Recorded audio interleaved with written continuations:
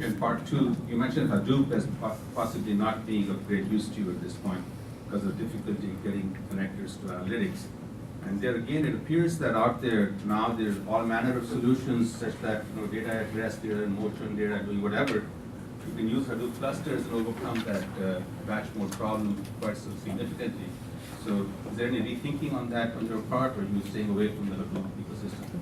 Well, I guess the investment has been made, right? So, I mean, I guess the investment has been made for PG&E, but like I said, right, I mean, this platform that we have, again, has started off as a program initiative primarily in the customer care division. Doesn't mean that, other business units wouldn't look at it, right? And energy procurement, I know, I mean, I have colleagues who are, again, doing their own research in terms of what platform suits their needs. And again, like I said, it's in terms of what is it that they see to make the best use of, and what is it there in the platform in terms of how much more is required for them to invest, right, to get them to a point where it makes sense. So, there's different, kind of, points where, kind of every business unit would see it differently. Thank you. If I might Great. No, we're running out of time. Thank you very much. You can touch a hit in directly afterwards. Answers an earlier question.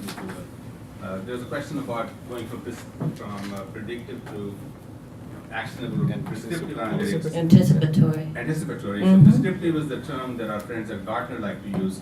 And the example that one comes up in their reading and research is that it's when machines can actually, machine learning, machine intelligence can actually direct other equipment to take immediate action without human intervention.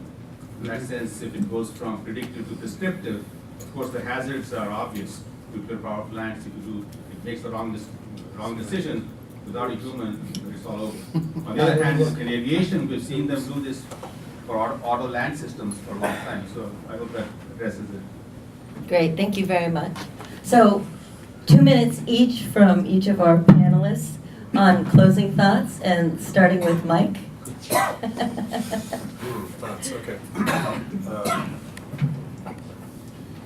So to the part of the audience that's thinking about creating a company or has already created a company and trying to figure out the best place to participate in the ecosystem, I think that you should think about the future where, why wouldn't you, if you made a physical product, put sensors into it just in case, if you don't already know why? Because the cost of sensors is going to zero in terms of silicon. Just anticipate that cost curve coming down. And why wouldn't you also try and anticipate how to take advantage of the data that might come from those sensors? At least know that somebody will be able to figure out how to do something useful with it. It's probably up to you to get there before they do. The final observation is that the trend is that the product is becoming the value you deliver because you know what the data means. Your customer, at least in physical assets, your customer cares less and less about the widget that you sell them. What they want is the outcome that comes from knowing it'll always work, or you'll guarantee that you'll take care of their problem, and that they can operate their business without having to build an organization that deals with the interruption caused by this physical thing that occasionally doesn't do what it's supposed to do. That's I don't know if that's 2 minutes. Great. No, good. So my closing thought is, if you are looking for a machine-to-machine data analysis application, come buy one of mine. Yes, and then that is my commercial. But also, just having been doing this across a few different companies, we are actually really excited. I've got a couple people who are that balance me out to the extreme end because they've been in the business for 10 years and they've been at device companies and software companies, and we're kind of all waiting, like, when is this going to happen? And I really do feel it's happening now. It's the sensors we already talked about. I haven't really talked a lot about what the wireless MNOs are doing, but 20 months ago, we would have to convince some carriers that we were buying BlackBerries just to get a SIM card to put into a machine.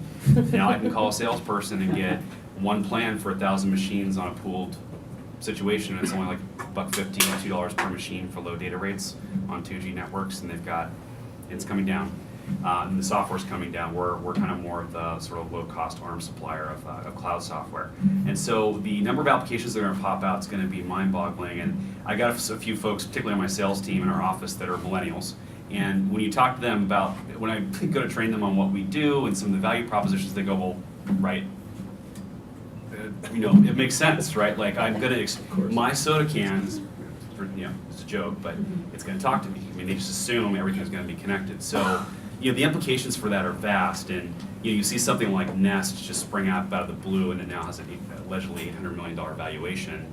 And I think that's where all the really interesting things are gonna happen. It'll kind of stimulate everybody at every edge of the ecosystem to kind of get moving very fast. And I think it's going to be like smartphones, where we all knew it was catalyzing really fast in 2009, and then it's 4 years later, and it's kind of, a lot of those battles have been waged and won already. With iOS and Android, at least at that sort of device level, having won, and then other folks still winning at other levels of the stack. So I really do believe it's now, and it's probably the next 4 to 5 years when it just percolates. Great, great. Clinton? It's just a thought as we're closing, as we move along, right, and companies are adopting more and more of big data. It's going to be basically like as if we're breathing oxygen, right? The organizations just can't stay away, or else they would basically die off in the long run. Maybe in terms of competition or in terms of their operations and the way they work.